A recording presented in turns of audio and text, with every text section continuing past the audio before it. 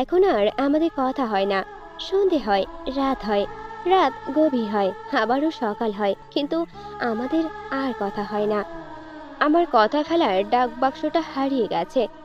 এই শোকে আমার মাঝে মাঝে বিলবোর্ড ছাপিয়ে বিজ্ঞপ্তি দিতে ইচ্ছে হয় অলিতে গলিতে মাইকিং করে বলতে আমার ডাকবাক্সটা হারিয়ে গেছে। তাতে কি কোনো লাভ হবে? ডাকবাক্সটা তো নিজ থেকেই হারিয়ে গেছে। কেউ নিজ থেকে চলে গেলে তাকে খুঁজে পাওয়া যায় না। আচ্ছা, ডাকবাক্সটা কি এখন আর খালি পড়ে থাকে?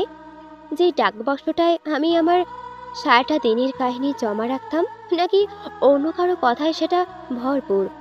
আমি বারবার প্রতিজ্ঞাবদ্ধ হই তাকে ছাড়াই ভালো থাকবো, তাই সবসময় কাজের মধ্যে ডুবে থাকি। কিন্তু ব্যস্ততা শেষ হলেই আমার বুকের মধ্যে চিনচিনে ব্যথা হয়। নীরব রাত যত বাড়ে আমার মতো হাহাকারও তত বৃদ্ধি পায়। কি আষ্টে পৃষ্ঠে জড়িয়ে রেখেছে সে আমায়। আমি পৃথিবীর রঙে ডুবে থাকতে চাইলেও সব ঝাপটা দেখি। তাকে ছাড়া সবকিছু যেন রং চা দেয়ালের মতো। আমার বরাবর ইচ্ছে হয় তাকে একটিবারের জন্য বলতে, আমার দোষটা কোথায়? বেশি ভালোবাসা, নাকি তোমার জন্য বেহায়া হওয়াটা? অথচ এই প্রশ্ন করারও সুযোগ নেই। তার আঙিনা আমার জন্য নিষিদ্ধ। তার প্রবেশদ্বার কারফিউ জারি করেছে সে। ঢুকলে ছিন্ন বিচ্ছিন্ন করে দেবে। সে কি জানে আমি অনেক আগেই ছিন্ন বিচ্ছিন্ন হয়ে গেছি? কারণ এর আগে আমাদের কথা হয় না।